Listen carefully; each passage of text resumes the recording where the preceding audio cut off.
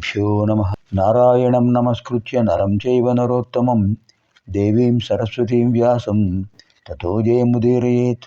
ఆదౌ దేవకీదేవి గర్భజననం గోపీగృహే వర్ధనం మాయాపూతన జీవితాపహరణం గోవర్ధనోద్ధారణం కంసచ్ఛేదన కౌరవాదిహననం కుంతీసుతాన్ పాలనం ఏతద్భాగవతం పురాణకథితం శ్రీకృష్ణలీలామృతం. ఓం క్లీం శ్రీకృష్ణాయ గోవిందాయ గోపీజనవల్లభాయ నమః. ఓం క్లీం శ్రీకృష్ణాయ గోవిందాయ గోపీజనవల్లభాయ నమః. ఓం క్లీం శ్రీకృష్ణాయ గోవిందాయ గోపీజనవల్లభాయ నమః. ఓం క్లీం శ్రీకృష్ణాయ గోవిందాయ గోపీజనవల్లభాయ నమః. ఓం క్లీం శ్రీకృష్ణాయ గోవిందాయ గోపీజనవల్లభాయ నమః. ఓం క్లీం శ్రీకృష్ణాయ గోవిందాయ గోపీజనవల్లభాయ నమః. ఓం క్లీం శ్రీకృష్ణాయ గోవిందాయ గోపీజనవల్లభాయ నమః. ఓం క్లీం శ్రీకృష్ణాయ గోవిందాయ గోపీజనవల్లభాయ నమః. ఓం క్లీం శ్రీకృష్ణాయ గోవిందాయ గోపీజనవల్లభాయ నమః. ఓం క్లీం శ్రీకృష్ణాయ గోవిందాయ గోపీజనవల్లభాయ నమః. ఓం క్లీం శ్రీకృష్ణాయ గోవిందాయ గోపీజనవల్లభాయ నమః. ఇదానీం వయం సర్వే శ్రీమద్భాగవత మహాపురాణే చతుర్థస్కంధే సప్తమాధ్యాయే ప్రవిశామः. అందరూ వచ్చి ఆయన్ని ప్రార్థించారు. వీరాసనంలో కూర్చుని చిన్ముద్రతో అలా కూర్చుని ధ్యానంలో ఉన్నటువంటి పరమేశ్వరుడు వాళ్ళందరి యొక్క స్తుతిని విని ఆయన పరమశాంతమూర్తిగా కృపా కటాక్షాన్ని ప్రసరింపజేస్తూ చెప్పారు. బ్రహ్మదేవ, పశుతుల్యులైనప్పుడు వాళ్ళని సంస్కరించవలసిన బాధ్యత నాకుంది. పాషండులు, కేశవుడు మాత్రమే మా దైవం, శివుడు కాదు అని అనుకునేవాళ్ళు పాషండులు. ఏకోదేవ కేశవోవా శివోవా, నీవు తెలియందేముంది? శ్రీ మహావిష్ణువే నేనే శ్రీ మహావిష్ణువును. వ్యాపనోతైతే విష్ణు, సర్వవ్యాపకతత్వం కలిగినప్పుడు విష్ణుత్వం వస్తుంది. సర్వమంగళకరత్వం వచ్చినప్పుడు శివత్వం వస్తుంది. అది గ్రహించలేక నన్ను ద్వేషిస్తున్నారు. తత్ఫలితంగా విష్ణువుని కూడా ద్వేషించినట్టే అవుతున్నాయి. నన్ను ద్వేషించే శ్రీ మహావిష్ణువుని ద్వేషించినట్టే.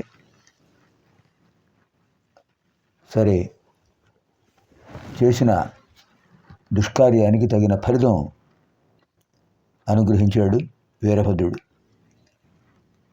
సరే, దక్ష ప్రజాపతి యొక్క యజ్ఞం సంపూర్ణం చేయమంటున్నారు కదా, తథాస్తు.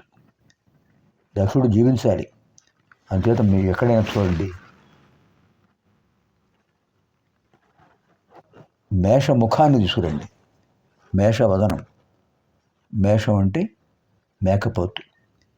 మేషవదనాన్ని తీసుకురండి. దాని శిరస్సును దక్షుడికి అతికించండి. ద్వాదశాదిత్యులను బాధించారు. కొంతమందికి పళ్ళు విరిగాయి, కొంతమందికి కాళ్ళు విరిగాయి. వసుగణాలు, ఏకాదశ రుద్రగణాల్లో కొంతమంది అక్కడే రుద్రగణాలందరూ కూడా వాళ్ళపైన దాడి చేశారు. ద్వాదశ ఆదిత్యగణాలు కూడా బాధపడ్డారు అక్కడ. వాళ్ళందరికీ నేను స్వస్థత కలిగిస్తున్నాను. భృగుమహర్షిని కూడా నేను అనుగ్రహిస్తున్నాను. నాకు తెలుసు వాళ్ళందరూ నన్ను సేవించేవాళ్లే, కానీ తాత్కాలికంగా వాళ్ళల్లో ఆవేశం కలిగి ఈ రకంగా జరిగింది. నేను వస్తున్నాను, పదండి అన్నారు స్వామి. పరమశివుడితో పాటు అందరూ కూడా యాగశాలకు చేరారు. యాగశాలకు చేరిన తర్వాత పరమేశ్వరుడు చెప్పాడు, దక్షుడికి మేషశిరస్సును అతికించండి, నేను అతనికి జీవత్వాన్ని కల్పిస్తున్నాను అని చెప్పారు. చెప్పగానే శిరస్సు కనిపించింది వాడకు. అదంతా పరమేశ్వరుడు లీల. ఆ శిరస్సును తీసుకొచ్చి దక్షుడి యొక్క శరీరానికి అతికించారు. స్వామి బ్రతికించండి. దక్షుడి భార్య ప్రసూతి, సతీదేవి చెల్లెళ్ళు అందరూ కూడా స్వామిని ప్రార్థిస్తున్నారు. వెంటనే ఆయన కరుణాంతరంగుడై, ఆ పరమేశ్వరుడు దయామయుడై అలా అమృత దృష్టిని ప్రసరింపజేయగానే దక్షుడికి చైతన్యం వచ్చేసింది. నిద్రలేచినట్టు లేచాడు. నిద్ర నుంచి లేచినట్టు లేచి,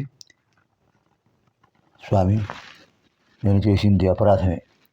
ఎప్పుడైతే నా శిరస్సు పోయిందో ఆ మూర్ఖత్వం, పాషండత్వం అన్నీ గుడిపోయాయి.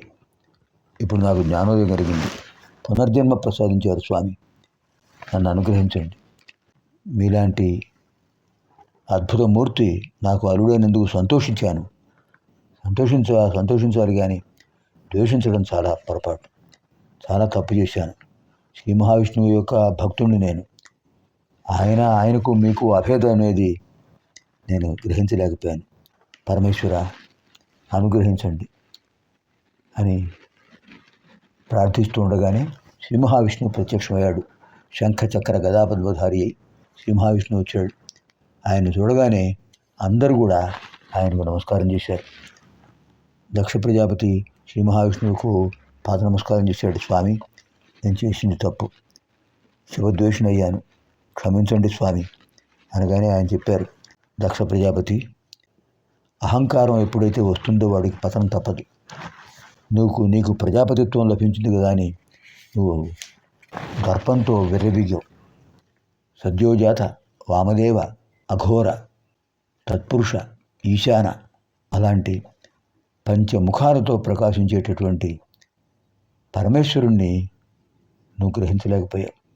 ఆయన తత్వాన్ని గ్రహించలేకపోయావు. కేవలం నీకు అల్లుడయ్యాడనే విషయాన్ని మాత్రమే దృష్టిలో పెట్టుకున్నావు. కానీ ఆ మహానుభావుడి యొక్క అనుగ్రహంతో నువ్వు ఇప్పటివరకు ఇప్పుడు జీవించావనే విషయాన్ని గ్రహించు. ఆ స్వామి యొక్క అనుగ్రహం వల్లనే నువ్వు మళ్ళీ చైతన్యం పొందావు అని శ్రీ మహావిష్ణువు చెప్పగానే అందరూ కూడా శివకేశవునిద్దరినీ స్తోత్రం చేయడం ప్రారంభించారు. దిక్పాలకులు, మునిపత్నులు, సిద్ధులు, దక్షుడి భార్య ప్రసూతి అందరూ కూడా శ్రీ మహావిష్ణువును, పరమేశ్వరుడిని ప్రార్థించారు, స్తుతించారు. లోకపాదులు, యోగేశ్వరులు, బ్రహ్మర్షులు, దివ్యర్షులు, మహర్షులు అందరూ కూడా ప్రార్థించారు. గంధర్వులు, విద్యాధరులు, బ్రహ్మజ్ఞాన సంపన్నులు శివకేశవులను స్తుతించారు.